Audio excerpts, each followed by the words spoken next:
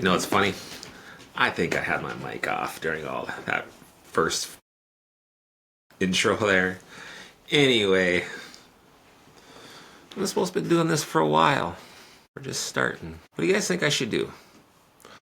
I'll post this to YouTube and I think I might got one follower. What should we talk about? That? Fozzie's? The business? Or you want to talk about the struggle? You want to talk about how you get there? And everything's stacked against you. And really those things stacked against you is you at the end of the day. Because it's you against you. Kind of like me staring back at this camera. It's me against me.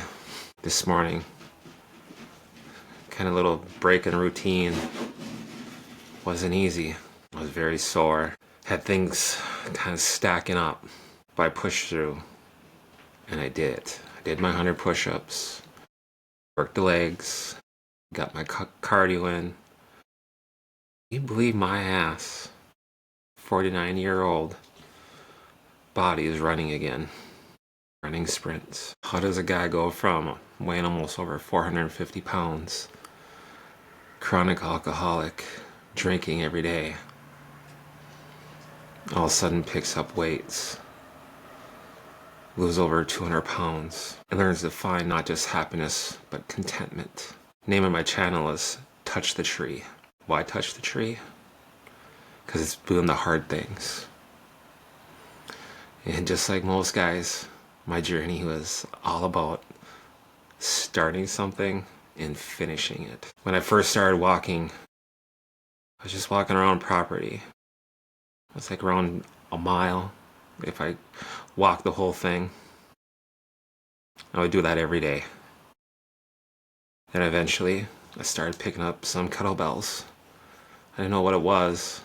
And I didn't know anything. All I knew, I just wanted to pick up heavy things. I started with 60 pounds, 30 each, one in each hand. I started carrying that weight over a mile. When I would walk up those hills on this property of mine, it was a steep descent. A lot of times I'd think to myself, you could turn around halfway. No one would know. Kind of like drinking. When I'm standing alone in front of a liquor cabinet or a cooler that's stocked with things I haven't had, that little voice still says in the back of my head, you could have some. No, I don't. But I don't. So I'd push through and I'd touch that tree. Old oak tree. Tell you the truth, I don't think it's old. It's big. But that's all big, about that big around. Touch that tree and I climb up that hill. And there'd be a tree at the top of that hill. And I'd touch that tree. And I'd continue on my walk. That's all I did was walk. The burden and the struggles that I faced on those walks came out in other ways. Came out in emotions, came out in anger. It was my own form of therapy. Touch the tree, even when no one's looking. Touch the tree. How does a guy with all the severe learning disabilities that I have or had, I don't know anymore. I know they're real. I know their struggle. How does a guy that was destined to fail?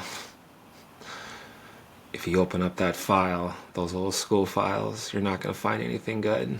As I touched the tree, I did the hard.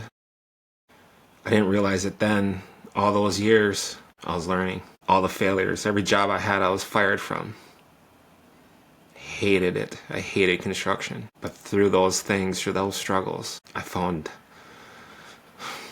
courage, I found strength, I found lessons that I would never have found any other way. I was going through those trials, being a confused young person trying to find his way, just like so many others. Whether it be in business, your own personal life, it's not about anything other than you versus you, that person staring back at you. No one's coming to save you. I used to listen to that song from Jelly Roll, Save Me. I used to sing that song at the top of my lungs. Then all of a sudden one day, I realized I don't need saving. Only one who's going to save me is me.